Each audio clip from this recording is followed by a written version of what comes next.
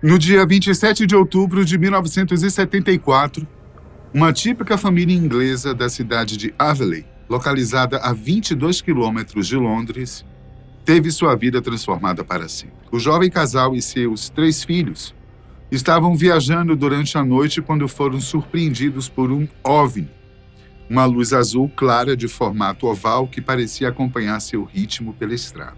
Pouco tempo depois de avistar o fenômeno, a família se deparou com uma névoa estranha e espessa, diferente de tudo que já tinham visto até então. Várias coisas incomuns aconteceram enquanto eles atravessavam a neblina.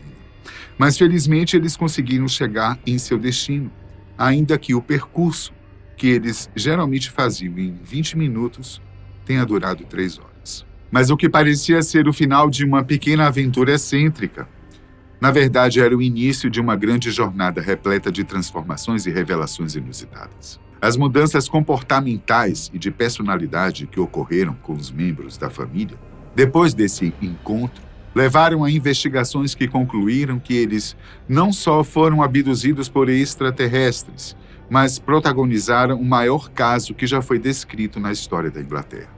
Os detalhes eu conto para você a partir de agora. John, que na época tinha 32 anos, e sua esposa Elaine, com 28, seus filhos Karen, de 11, Kevin, de 10 e Stuart, de 7, estavam voltando de um jantar na casa dos pais de Elaine. Era um dia de domingo e a família gostava de se reunir para partilhar uma refeição. As residências eram próximas uma das outras e todos estavam acostumados com um trajeto que durava cerca de 20 minutos, mas aquela noite seria diferente. Karen e Stuart estavam dormindo no banco de trás, mas Kevin se manteve acordado. Foi ele que percebeu que uma luz estranha parecia estar acompanhando o carro da família seguindo na mesma direção em uma velocidade parecida. A luz tinha um formato oval e brilhava em tom azul claro, parecendo um farol, o que fez com que todos acreditassem que poderia se tratar de um helicóptero. O problema é que o objeto não emitia ruídos como um helicóptero deveria fazer. Aliás, toda a vizinhança estava mais quieta do que o normal. Não havia mais carros na rua e o único som vinha de uma música ambiente que tocava no rádio. Quando estavam na última curva que dava acesso à cidade de Aveley, o carro avistou uma densa névoa que era diferente de tudo que já tinha visto. A Inglaterra é famosa por seu clima fechado, frequentemente frio e chuvoso, especialmente nos arredores de Londres, mas aquela noite estava clara, amena. Além disso, a neblina tinha um tom esverdeado e não estava dispersa, mas concentrada, como se tivesse sido produzida por algo ou alguém. Mesmo estranhando tudo aquilo, John manteve o trajeto e se infiltrou no nevoeiro. Mas no momento em que o carro atravessou o limiar, uma estranha fumaça começou a sair do rádio, como se este tivesse sofrido algum tipo de curto-circuito. Rapidamente, o pai puxou os fios para evitar um acidente maior, o que mergulhou a viagem em um silêncio constrangedor. Dentro da neblina, o clima parecia muito mais frio do que o normal, mesmo com todas as janelas fechadas. E ao contrário do que se poderia imaginar, tudo parecia mais claro, mesmo que não fosse possível enxergar muitos metros à frente por conta da densidade da névoa. O casal ainda se recorda de sentir uma estranha sensação de formigamento, mas depois de poucos segundos o carro sofreu um solavanco, como se tivesse passado por uma lombada, e em seguida a fumaça desapareceu, de forma tão misteriosa como surgiu. Com a vista limpa novamente, John percebeu que havia percorrido pouco menos de 1 quilômetro dentro do nevoeiro, e eles já estavam prestes a chegar em casa. O frio havia passado e, com exceção do rádio desligado, tudo voltou ao normal até o fim da viagem. Quando chegaram, os pais carregaram os filhos que estavam dormindo para seus quartos e John foi tentar religar os fios do aparelho de som antes de voltar para finalizar o dia assistindo um pouco de TV. Mas no momento em que o casal olhou para o relógio, se depararam com o maior susto da noite. Não eram 22h20 como esperado, mas 1h da manhã. E nenhum dos dois fazia ideia de onde foram parar essas 3 horas que simplesmente sumiram. O caso acabou chamando a atenção de Andrew Collins, um importante ufólogo, autor de livros como Deuses de Éden, Göbekli Tepe, Gênese dos Deuses e Light Quest, seu guia para ver e interagir com OVNIs. Andrew quis conhecer e investigar os familiares pessoalmente, e seu primeiro passo foi percorrer o trajeto de Harold Hill, onde os pais de Elaine moravam, até a casa da família em Aveley. Ele fez o percurso de 16 quilômetros de carro em cerca de 22 minutos, exatamente como esperado. Os resultados de suas investigações foram publicados na prestigiada revista Flying Saucer Review, sobretudo no volume 23, lançado em abril de 78. Nele, Andrew descreve a família como sendo muito normal, simples e calorosa. O pai, John, deixou a escola aos 15 anos, mas era muito inteligente e criativo, e passou a maior parte da vida trabalhando como carpinteiro na construção civil. Sua esposa, Elaine, foi descrita pelo investigador como sendo mais quieta. Ela também deixou a escola cedo, aos 16, para trabalhar como contadora, mas deixou o emprego para cuidar da família e dos filhos em período integral. Andrew passou um bom tempo com a família, o que permitiu que ele conhecesse bem a todos. Através de observações e entrevistas, o investigador notou que várias mudanças ocorreram desde o incidente com a névoa verde, principalmente em relação à personalidade e ao comportamento dos pais. Por exemplo, pouco tempo depois do encontro inusitado, John sofreu um colapso nervoso que não tinha nenhuma causa aparente. Ele se afastou do trabalho por quase 10 meses, até que um emprego para atuar com pessoas com deficiência mental caiu em seu colo. Poucos sabiam, mas isso era algo que ele queria fazer desde sempre. Ele então abandonou seu antigo ofício e passou a dar aula de artes, uma ocupação que o permitia ajudar, criar e ensinar ao mesmo tempo. Já Elaine se tornou uma mulher muito mais confiante e desinibida. Ela entrou na faculdade no ano seguinte, 75, algo que ela sonhava desde sua adolescência. E as mudanças não ficaram restritas aos pais. Kevin, a criança que esteve acordada durante o incidente, tinha um desempenho escolar muito abaixo do esperado e mal sabia ler. Mas depois do ocorrido, ele não só desenvolveu sua capacidade de leitura, como se tornou um dos primeiros de sua turma, assumindo um desempenho acima da média. Além disso, toda a família passou a ter hábitos mais saudáveis. Todos eles, com exceção do caçula Stuart, deixaram de comer carne. A mudança foi tão radical que eles passavam mal só com o cheiro, sendo necessário mudar todos os hábitos que eles tinham até então.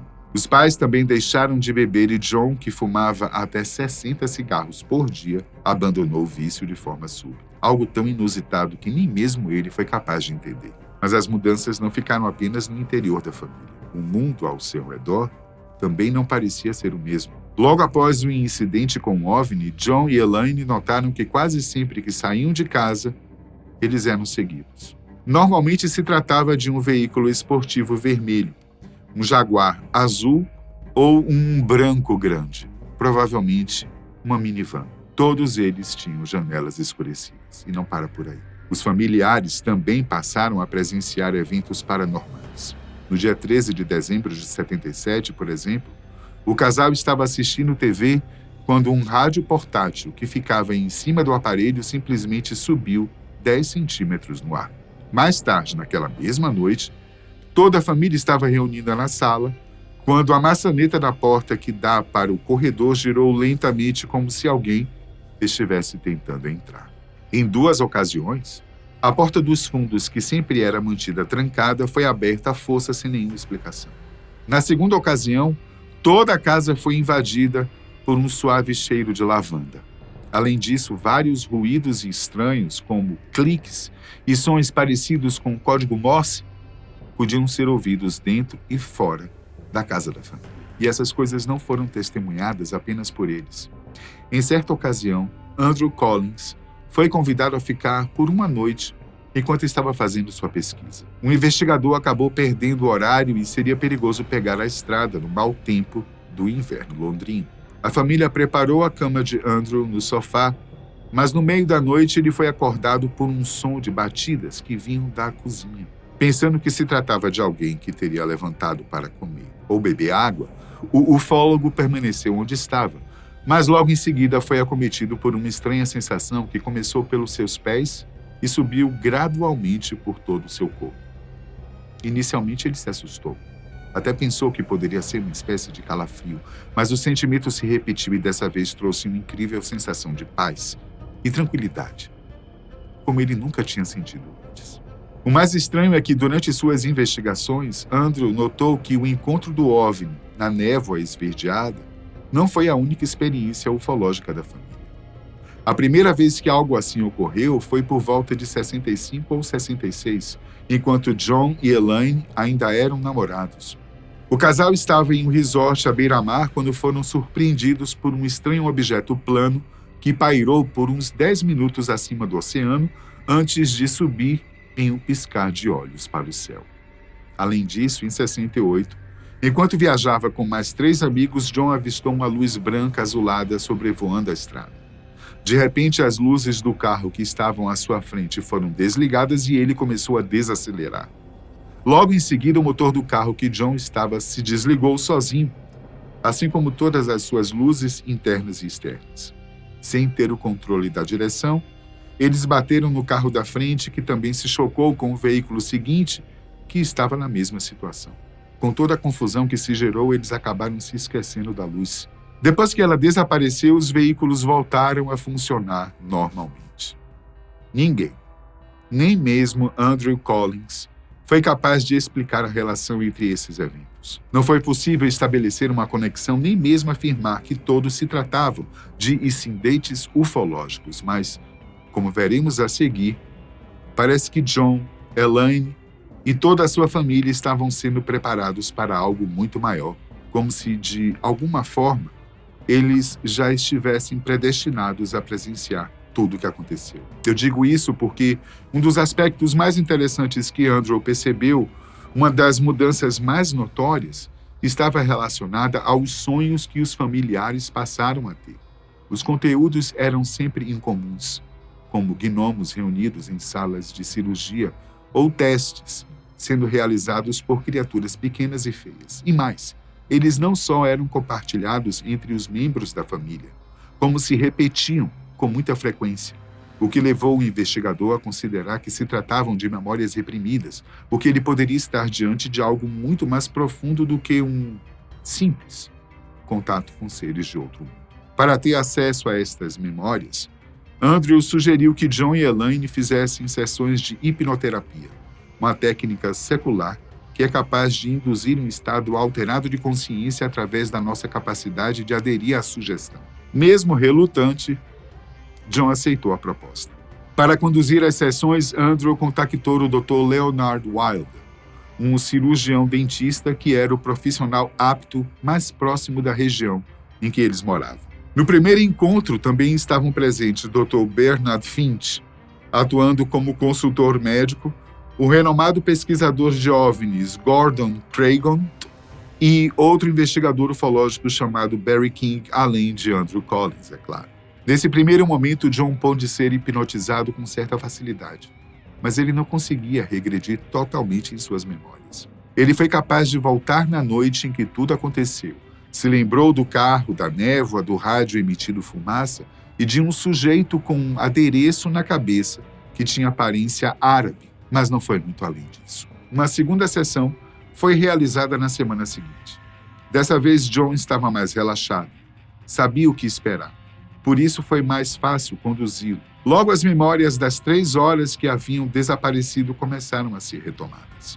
O homem se lembrou de avistar seres altos de olhos cor-de-rosa e que aparentemente eram pacíficos.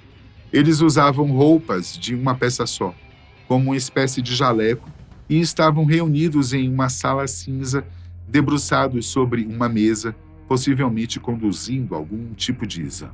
John começou a balbuciar que eles precisam de nós como anfitriões. O profissional que estava conduzindo a sessão perguntou o que isso significava, mas ele disse apenas que eles não deixavam falar. Todos concordaram que não valeria a pena forçar e encerraram o procedimento, marcando um novo encontro em 2 semanas. A terceira sessão foi realmente esclarecedora. John se lembrou que os seres tinham por volta de 2 metros de altura e não tinham bocas visíveis, como se estivessem usando máscaras. Um ser mais baixo, que ele chamou de examinador, operava uma máquina que parecia escanear o seu corpo. Ele também se lembrou, embora vagamente, que ouviu conversa sobre um sistema de propulsão da nave, mas era algo muito complicado que envolvia energia íon-magnética e algo chamado vórtice. Foi então que o Dr. Wilder, o hipnotizador, perguntou qual seria o motivo da visita desses seres, mas John respondeu com as seguintes palavras: nenhuma visita. Eles estão aqui sempre. Intrigado, o profissional questionou onde estavam as suas bases, mas o homem ficou em silêncio e mais tarde disse que foi impedido de falar. Depois dessa terceira sessão, os médicos entenderam que não seria mais necessário conduzir sessões de hipnose, já que as lembranças seriam suficientes para destravar as demais e o processo poderia seguir naturalmente, sem a necessidade de técnicas invasivas. Elaine nem chegou a ser hipnotizada, pois no início ela estava receosa, mas as memórias do marido já foram suficientes para ativar suas recordações. As crianças também não foram submetidas ao procedimento por motivos óbvios. Aos poucos, tudo foi se clarificando. O casal partilhava entre si e com Andrew Collins sobre tudo que iam se lembrando. O pesquisador notou como era interessante o fato de que as memórias se completavam, indicando como dificilmente seria algo inventado, mas certamente seria uma experiência compartilhada por eles. Posteriormente, eles se recordaram que, além dos testes, os seres também os levaram para uma espécie de tour por sua nave, algo que mostrou que eles realmente são pacíficos e que provavelmente já estavam de olho em John e Elaine há algum tempo. Agora, o motivo da escolha inusitada ninguém foi capaz de desvendar. Uma das coisas mais interessantes é que eles não se comunicavam por voz, palavras ou idiomas, mas por pensamento, algo parecido com o que chamamos de telepatia. O casal disse que a sensação era como se eles estivessem compartilhando seus sentimentos, mas era algo muito mais complexo do que apenas emoções. Era possível estabelecer um diálogo complexo, com ideias, questionamentos e trocas conceituais. Por exemplo, os seres foram capazes de explicar que o local onde estavam não era cinza como parecia para John e Elaine. Acontece que tudo fora projetado para se adequar à estrutura dos nervos ópticos deles. Por isso eles enxergavam cores, mas para o casal não era possível identificá-las. Além disso, eles se lembram de ver uma espécie de mapa do nosso sistema solar. Mas não havia apenas 8 planetas, como estamos acostumados, mas 11. Eles também ouviram falar sobre Phobos, algo que mais tarde eles descobriram que se tratava de uma das luas de Marte, mas eles não se recordam exatamente por que eles mencionaram esse astro. O casal também se lembrou que foram levados para esta nave enquanto estavam passando pela estranha névoa. Provavelmente a fumaça que saiu pelo rádio era uma espécie de sedativo, mas isso não ficou claro para eles. Ainda assim, eles se lembraram que um feixe de luz encobriu o veículo e foi capaz de sugá-los para cima de alguma forma, assim como a abdução costuma ser retratada nos filmes e seriados. O mistério sobre a passagem do tempo também não pôde ser desvendado, mas Andrew Collins acredita que seja um fenômeno que pode ser explicado pela teoria da relatividade de Einstein. Para um corpo que está viajando a velocidades próximas às da luz ou em locais que a força gravitacional é mais intensa, o tempo passa mais devagar, pois ele é deformado. Assim como acontece com um tecido, por exemplo. Assim, para eles, é possível que tenham passado poucos minutos, mas para nós foram horas. A última notícia que se tem sobre o casal é de 2006. Andrew manteve contato por muito tempo e pôde perceber o quanto eles foram mudando, especialmente depois que conseguiram se lembrar de tudo, ou de quase tudo. Infelizmente, o relacionamento de John e Elaine não resistiu a todas essas transformações. Não porque eles passaram a brigar ou algo parecido, mas porque eles foram levados para caminhos diferentes e puderam se encontrar com sua verdadeira missão. Pelo menos foi essa a conclusão que eles chegaram. Loucura, né? Você já tinha ouvido algum relato parecido?